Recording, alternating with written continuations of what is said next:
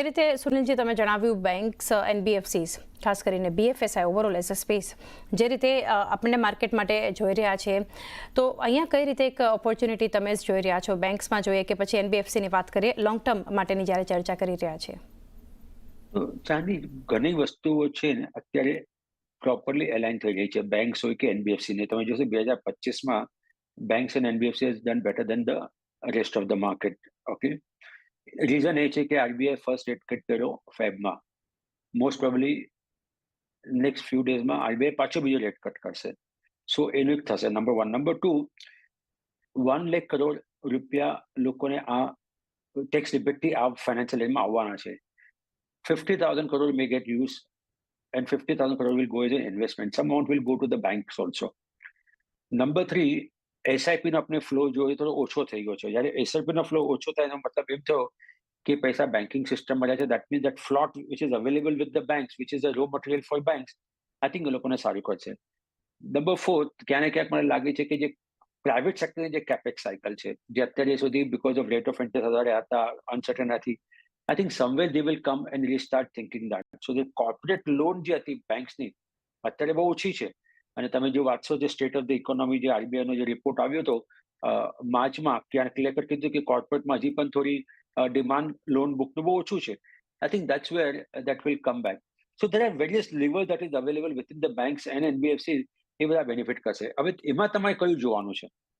I think આપણે જોયું છે કે one leading private sector banks ran into a problem and સારું એવું વેલ્થ ડિસ્ટ્રક્શન કર્યું.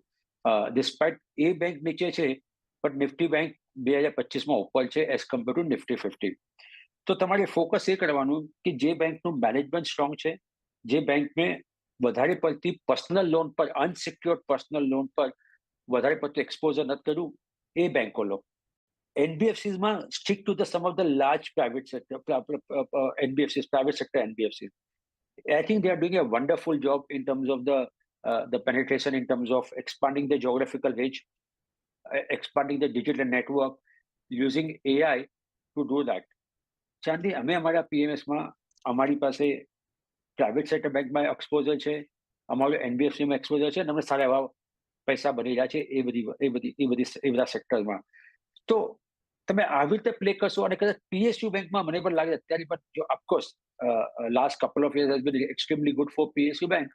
અત્યારે એવું નથી લાગતું કે એમાં કોઈ તમારે મોટા પૈસા નાખવાની જરૂર છે. અત્યારે તમને પ્રાઇસ ટુ બુક વેલ્યુ ઘણા private sector banks, in fact some of the housing finance companies actually તમે એ પણ જોશો તો they are available at a very good valuation. તમે રિટર્ન ઓન અસેટ્સ જો તો ખાસ એવો 3-3.5% જેવો છે. પ્રાઇસ ટુ બુક વેલ્યુ ખાસા એવા નીચે છે, અને historically also they are commanding low. At the same time, in terms of absolute value also, they are commanding at a very reasonable valuation. So the risk reward સારો એવો થઈ જાય છે.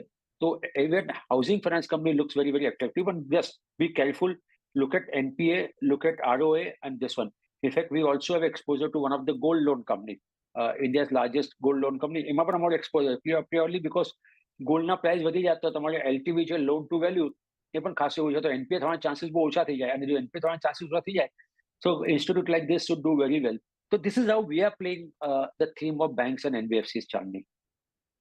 બેંક્સ, પ્રાઇવેટ બેંક્સ, એનબીએફસીસમાં મોટી private sector એનબીએફસીસ છે, housing finance કંપનીઓ, એના પર એક ફોકસ જે છે હોવું જોઈએ. આપણી સાથે